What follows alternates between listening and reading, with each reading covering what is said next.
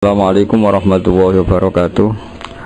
Para pendengar radio Indonesia yang kami cintai, kami hormati, mari mengkaji ayat-ayat yang diterjemahkan oleh Universitas Islam Indonesia. Baiklah, kita meneruskan ayat-ayat kemarin dan kita tidak akan bosan mengulang-ulang ayat yang masih kita butuhkan penjelasannya. Kita mulai sekarang dari ayat atau kajian ayat 23 surat Al-Baqarah. A'udzubillahi minasyaitonirrajim. Wa in kuntum fi raibim mimma nazzalna ala abdina fa'tu bi suratim min mithlih wad'u syuhada'akum min dunillahi in kuntum shadiqin. Di terjemahan UI dijelaskan, jika kalian masih ragu tentang kebenaran wahyu yang kami turunkan kepada hamba kami, buatlah satu surat saja yang sepadan dan panggillah seluruh penolongmu selain Allah bila tuduhanmu benar. Logika umumnya adalah bahwa mereka ini menuduh Al-Quran karangan Muhammad dan mereka yakin betul Muhammad hanyalah seorang manusia. Normalnya kalau betul Muhammad seorang manusia dan bisa mengarang Al-Quran, mereka yang mengklaim mereka lebih cerdas, lebih pintar, lebih terpelajar harusnya bisa ngarang Al-Quran. Dan Al-Quran menantang mereka cukup satu surat saja yang menandingi Al-Quran. Tapi apa faktanya? Mereka tidak mampu. Sampai Rasulullah wafat pun mereka tidak mampu. Sampai sekarang pun mereka tidak mampu. Harusnya yang demikian menjadi satu keyakinan atau kesimpulan bahwa Al-Quran memang kalam Allah yang tidak bisa ditandingi oleh kalam manapun dan tidak akan tertandingi oleh karangan manusia apapun. Berikut beberapa cerita tentang naifnya mereka, ironisnya mereka. Saat mereka benar-benar sering kumpul dan rapat dan memutuskan ingin menandingi Al-Quran, mereka tidak mampu. Sampai menyewa orang yang bernama Musailamah. Oleh Islam, Musailamah ini disebut Musailamah Al-Kadzab, dia pendusta, dia pembohong. Setelah disewa ternyata apa? Mereka hanya minta 1-2 surat yang mirip Al-Quran.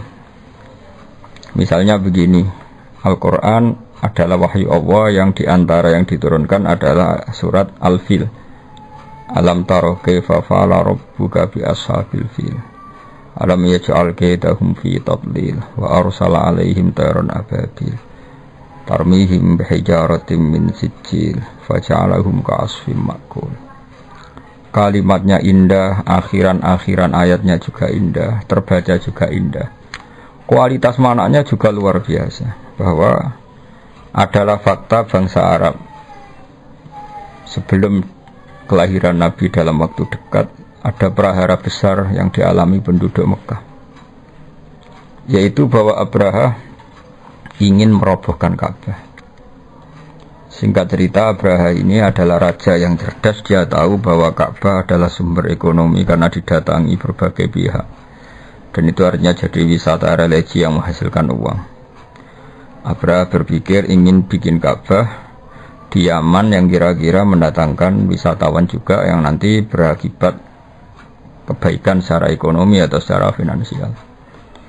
Singkat cerita, setelah dia bikin, ada orang Quraisy gak terima sampai buang air besar di situ.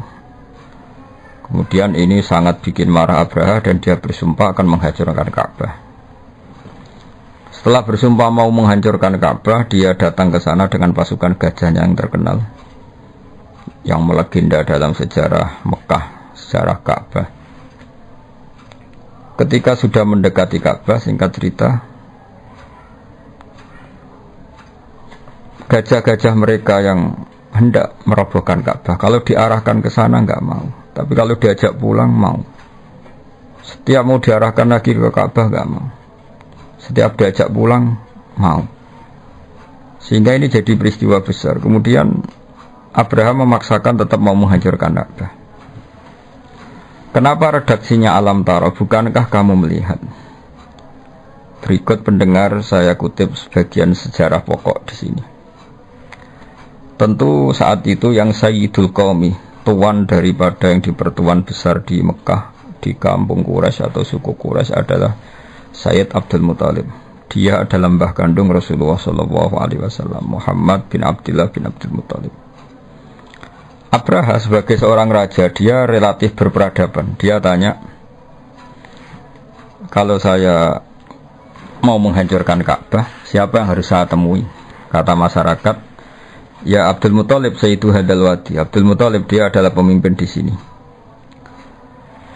Tapi sebelum itu Abraha adalah merampas sekian unta dari kampung Quraisy, termasuk untanya Abdul Muttalib yang kurang lebih sampai jumlahnya 100 unta.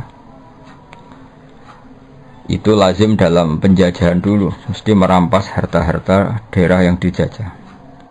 Setelah Abdul Muttalib didatangkan, Abdul Muttalib itu orangnya wibawa sekali.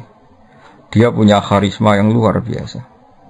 Sampai-sampai saking karisma beliau, Abraha ini duduk di singgasana, terus dia bilang, ya Abdul Muttalib, kalau kamu duduk di sebelah saya, kaum saya pasti gak terima, karena saya ini raja di raja.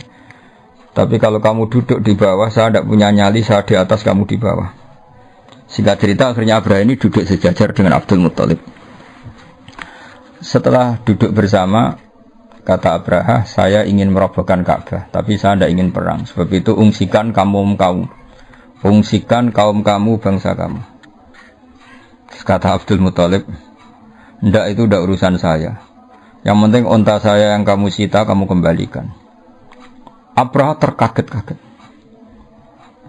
Dan dia terkaget-kaget karena melihat kearifan Abdul Muttalib, kewibawaan Abdul Muttalib. Dan dia orang besar yang dituakan, yang dianggap pemimpin besar. Dia terkaget-kaget ketika seorang Abdul Muttalib hanya memikirkan hartanya, bukan memikirkan Ka'bah. Sampai Abraha bilang, anta Sayyidu Hadal Wadi, kamu ini tuan daripada penduduk sini. Dan penduduk sini semuanya keberatan kalau Ka'bah saya hancurkan. Tapi kamu sebagai pemimpin mereka, malahan tidak memikirkan Ka'bah, malah hanya memikir unta kamu harus saya kembalikan. Aneh kamu. Kata Abdul Muttalib dengan kearifan dan keyakinan tauhidnya yang luar biasa, karena beliau adalah mbah Rasulullah. Beliau mengandung Nurul Mustafa, nurnya Rasulullah. Beliau bilang, unta itu milik saya, sebab itu urusan saya dan kamu hanyalah urusan unta. Soal Ka'bah, Baitullah, innali hadal baiti rabban hamahu. Soal Ka'bah, Baitullah itu ada yang punya, yaitu Allah, pasti menjaganya. Jadi saya tidak perlu memikirkannya, pasti dijaga oleh yang punya. Maksud Abu Talib tentu Allah Subhanahu wa ta'ala. Terus kata Abraha, oke, unta kamu saya kembalikan dan sekarang saatnya saya mau menghancurkan Ka'bah. Kata Abu Talib, silahkan dan pasti nanti yang punya melindunginya. Inna lihadal baiti rabban hamahu. Setelah itu Abdul Muttalib datang ke Ka'bah. Dia pegang halaqatul bab. Halaqatul bab itu semacam kayak ya pegangan pintu. Di situ Abdul Muttalib bilang, ya Allah, ini rumahmu, engkau pasti menjaga ini. Setelah itu dia ngajak masyarakatnya, ngajak kaumnya. Setelah dia berdoa, wahai kaumku, ayo kita ke atas gunung, melihat madza fa'ala rabbukum, apa yang nanti dilakukan Tuhan kamu terhadap orang-orang yang mau merobohkan Ka'bah. Singkat cerita, Abdul Muttalib dan para masyarakat Mekah ke gunung-gunung yang tinggi, yang dekat Ka'bah, melihat apa yang akan dilakukan Allah. Saking yakinnya Allah tidak akan membiarkan Ka'bah dihancurkan. Setelah itu datanglah Abraha dan bala tentaranya yang benar-benar ingin menghancurkan Ka'bah. Apa yang terjadi? Datanglah burung ababil. Burung ababil ini burung yang membawa kerikil-kerikil tajam dari neraka. Dan di situ tertulis alamat yang mau dijatuhin, sehingga semuanya tepat sasaran, tidak mengenai suku Quraisy. Ini termasuk Qudratullah, di mana burung yang tidak punya akal menjatuhkan kerikil tepat sasaran. Sehingga sebelum ada bom pintar, bom beralamat, bom yang terprogram dulu, orang sudah menyaksikan kecanggihan burung ababil yang menjatuhkan kerikil mesti tepat pada yang salah, tepat pada sasaran. Di sini diterangkan oleh Allah Subhanahu wa taala dengan begitu indah secara kebalaghaan, secara kesusastraan, yaitu alam taro kaifa fa'ala rabbuka bi ashabil fil. Wahai penduduk Mekah, wahai kamu siapa saja yang melihat peristiwa itu. Alam taro dalam banyak tafsir disebutkan ayyuhar ra'i, siapa saja yang melihat peristiwa itu. Coba lihat apa yang dilakukan Tuhanmu terhadap ashabil fil, orang-orang bertentara gajah. Bukankah mereka saya hancurkan dan mereka sia-sia? Tadlil artinya amal mereka sia-sia. Dan wa arsala alaihim tayran ababil, dan Tuhanmu yaitu Allah mengutus pasukan ababil. Yang ababil tadi membawa hijaratan min sijjin. Wa arsala alaihim tayran ababil tarmihim bihijaratin min sijjin. Faja'alahum ka'asfin ma'kul. Ini urutan ayat yang luar biasa. Alam tara kaifa fa'ala rabbuka bi ashabil fil. Alam yaj'al kaidahum fi tadlil wa arsala alaihim tayran ababil tarmihim hijaratin min sijjin. Keindahan ini bukan terletak hanya karena diakhiri lam, semuanya sukun ya sukun semua sebagai waqaf, tidak. Tapi kualitas kesejarahan yang begitu dijelaskan detail dan faktual, yaitu nyata-nyata ada yang melihat, bersaksi melihat alam taro, dan mereka benar-benar taro melihat. Benar-benar ada pasukan gajah disebut ashabil fil. Benar-benar ada burung yang bernama ababil, benar-benar ada batu kecil yang benar-benar min sijil. Semuanya diredaksikan begitu indah dan faktual, memang itu nyata. Sehingga orang-orang Quraisy ketika dengar ayat itu enggak berkutik. Betapa Quran itu indah dan enggak mungkin tertandingi. Kesejarahnya kena, bahasanya kena, keindahan pendengarannya kena. Karena mereka enggak mampu dan ditantang oleh Allah, silahkan tandingi yang seperti ini. Disewalah Musailamah Al-Kadzdzab untuk menandingi yang semacam surat ini. Apa yang terjadi? Musailamah datang. Dia ngomong sekenanya saja. Sampai si penyewanya itu kecewa semua. Dia malah cerita, Al-filu mal-fil wa ma adraka mal-fil lahu khurtumun tawil wa dhailuhu qasir. Dia menandingi surat ini dengan kata-kata yang sama sekali enggak ada maknanya dan tidak punya kualitas apapun. Dia hanya ingin berakhiran lam, terus kedengaran kayak mirip, tapi sama sekali tidak menunjuk makna yang luar biasa. Bahkan terkesan hadayan itu kayak omongan orang yang setengah gila, setengah tidak waras. Dia hanya cerita yang maknanya al-filu mal-fil. Kamu tahu gajah? Gajah itu apa? Gajah adalah hewan lahu khurtumun tawil, dia punya belalai panjang, wa dhailuhu qasir, tapi dia ekornya pendek dan sebagainya. Dia hanya ingin berakhiran dengan lam dan menjelaskan sesuatu yang enggak penting sama sekali. Sehingga sampai para ulama bilang kamu itu gila, kamu itu pendusta. Sehingga disebut Musailamah Al-Kadzdzab. Ini pelajaran bagi kita bahwa Al-Quran adalah kalamullah dan siap diadu secara ilmiah. Saking siapnya sampai Quran bilang faktu. Kalau kamu enggak percaya dengan Quran ini adalah wahyu dari Allah, faktu, maka datangkanlah bisuratin mimisli. Kamu enggak apa-apa ngarang Quran asal kualitasnya sama, kebahasaannya sama, faktual sejarahnya sama, rohnya sama. Tentu mereka tidak akan mampu. Ketika nyata-nyata mereka tidak mampu, Allah sangat baik masih memanggil mereka, fa illam taf'alu wa lan taf'alu fattaqun nar. Jika kamu tidak bisa melakukan itu dan memang tidak akan mampu, wa lan taf'alu fattaqun nar, kamu sebagai manusia harus takutlah masuk neraka. Yang neraka itu saking panasnya, waquduhan nas wal hijarah. Yang menjadi alat atau materi bahan bakarnya adalah manusia dan batu. Di sini kata ulama dikatakan batu-batu besar yang normalnya tidak nyala menjadi nyala. Itu bukti saking panasnya neraka. Sampai batu yang dimasukkan pun akan menjadi nyala. Kalau neraka tidak panas-panas amat, tentu batu-batu besar itu tidak akan menjadi api. Tapi saking panasnya keadaan neraka, sampai batu-batu besar pun setelah dimasukkan menjadi bahan bakar, menjadi nyala dan menjadi bahan bakar. Uiddat lil kafirin. Tentu neraka itu dipersiapkan bagi mereka yang mengingkari kebenaran, mengingkari Allah dan Rasul dan kebenaran Quran. Dan sudah menjadi tradisi Allah Subhanahu wa taala setelah menerangkan orang-orang kafir, kemudian ayat diteruskan dengan menerangkan orang-orang mukmin. Wa basyiril ladzina amanu wa 'amilus solihati anna lahum jannatin tajri min tahtihal anhar. Sampaikan kabar gembira kepada mereka yang beriman dan beramal saleh bahwa bagi mereka surga-surga yang dihiasi oleh sungai-sungai yang mengalir. kullama rusiku minha min thamaratir rizqan qalu hadzal ladzi rusiqna min qablu wa utubihi mutasyabiha. Setiap mendapat rezeki buah-buahan surga, mereka mengatakan rezeki ini pula yang telah diberikan kepada kami sebelumnya. Wa utubihi mutasyabiha, mereka mendapat rezeki yang serupa. Walahum fiha azwajum mutahharatu wa hum fiha khalidun.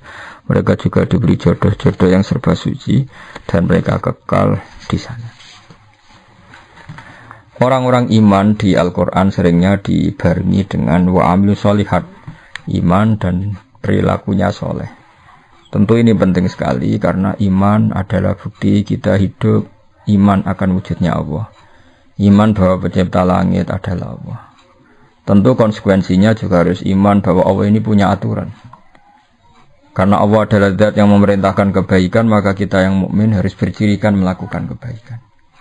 Allah sebagai pengatur alam tentu melarang segala jenis kerusakan dan kezaliman. Kita pun ingin menghindari sejauh mungkin kerusakan dan kezaliman.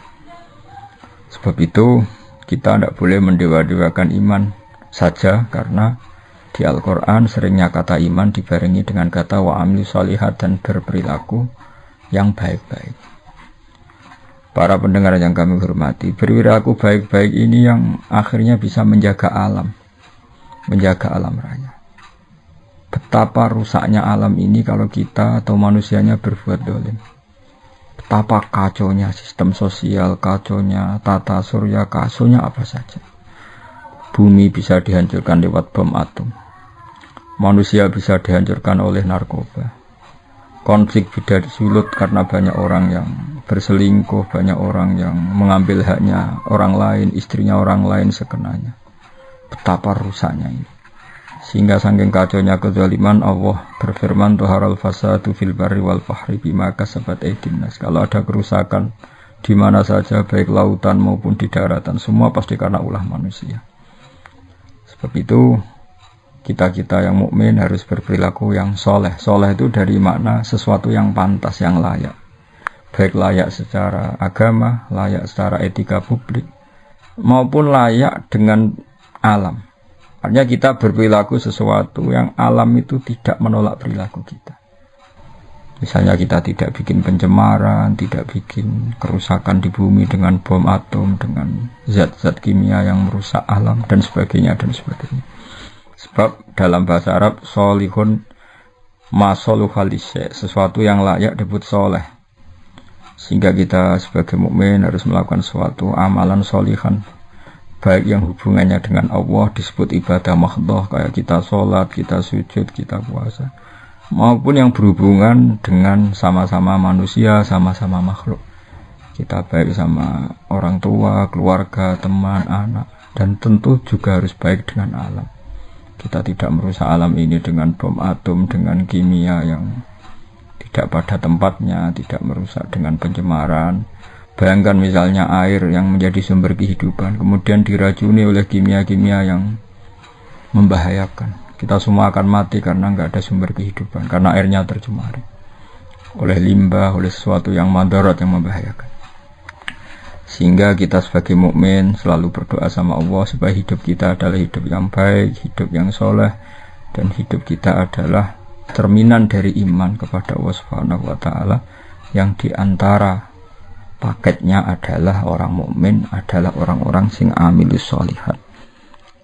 Karena Allah adalah zat yang baik, yang selalu membalas orang-orang yang baik. Kemudian orang-orang baik ini dijanjikan Allah annalahum jannatin tajri min tahtil anhar. Orang-orang ini akan masuk surga, di mana surga itu serba indah.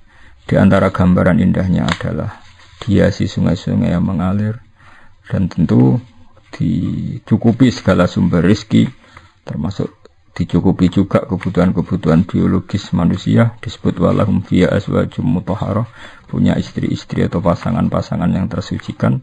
Sudah gitu ditutup dengan wahum fiha khalidun, dan orang-orang baik di surga itu selamanya-lama. Perlu dimengerti oleh banyak pemirsa bahwa wahum fiha khalidun, kata ulama ahli fikih disebutkan kenapa orang mukmin yang amalnya di dunia terbatas. Misalnya orang soleh mungkin hidupnya hanya 60 tahun atau 80 tahun. Berarti amalnya dia hanya 80 tahun atau 60 tahun. Kenapa Allah begitu baik dan dibalas dengan surga yang selamanya lama, bukan hanya surga yang berdurasi 80 tahun. Kata para ulama, ini bagian dari sirinya, rahasianya hadis innamal a'malu binniyat. Amal itu akan mendapat pahala berdasar komitmen niat. Karena orang mukmin itu berniat andaikan hidup selamanya lama di dunia juga dia akan iman selamanya lama. Maka dibalas Allah, dia pun masuk surga selamanya lama. Ini sirinya kenapa wahum fiha khalidun.